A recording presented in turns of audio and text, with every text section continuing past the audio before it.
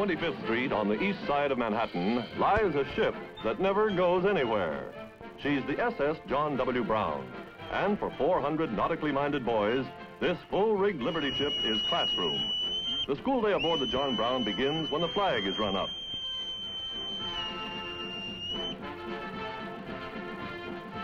Today is a special day for the youngsters. Officials from New York City's Board of Education are visiting them. Showing them around is Dr. Franklin J. Keller, principal of the Metropolitan Vocational High School. It was Dr. Keller who decided that the city needed a practical school in which sea-hungry boys could learn to be sailors. He got the John Brown from the government, and today the Liberty ship is a very popular annex of the school.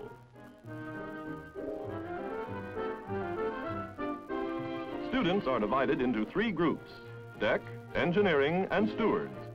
These are the 3 departments on most merchant ships. Here, a group of students learn the maritime art of scaling and shipping. Note the belts and the protective glasses. As on any vessel, the rule aboard the John Brown is safety first.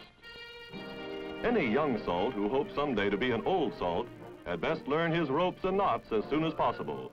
This knot is the bowline, the one most frequently used. There are 9 instructors on the John Brown, and each one has an impressive maritime background.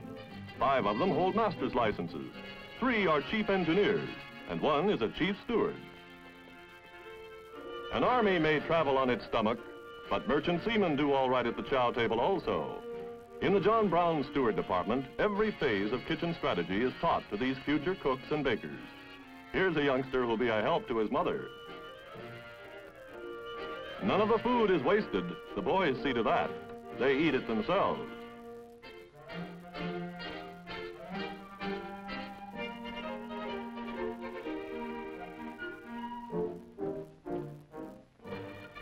Now, let's see what makes a Liberty ship tick. After a briefing, the engineering class goes below decks. The first step is firing the oil burners.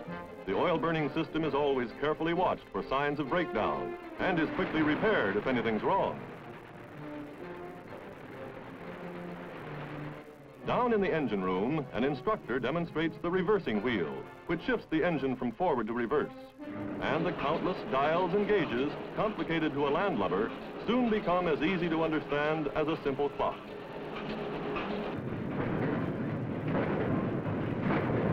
Two of the youthful engineers get the electric generator operating, and in just a few seconds, the John Brown's powerful main engine goes into action.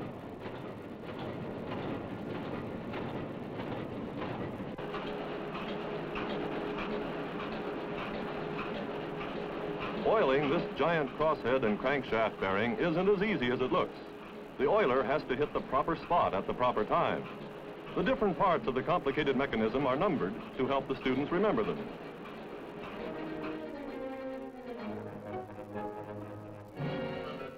By the time these boys graduate, each of them will be well qualified to take a job in America's growing merchant navy. Some will go on to study at the Merchant Marine Academy, the State Maritime College, or the Maine State Academy. And someday, the best students may proudly wear the gold braid of a ship's master.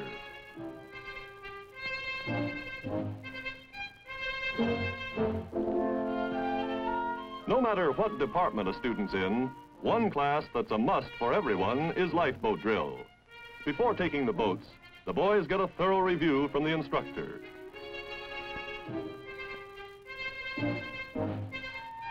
And there's the alert. Just like their big brothers in the Navy and Merchant Marine, these shipwise youngsters know their way around when the boats have to be lowered.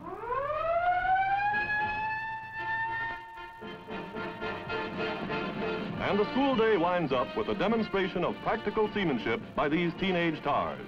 And watch the world salutes the New York Board of Education for its splendid work in supplying America's merchant marine with well-trained sailors.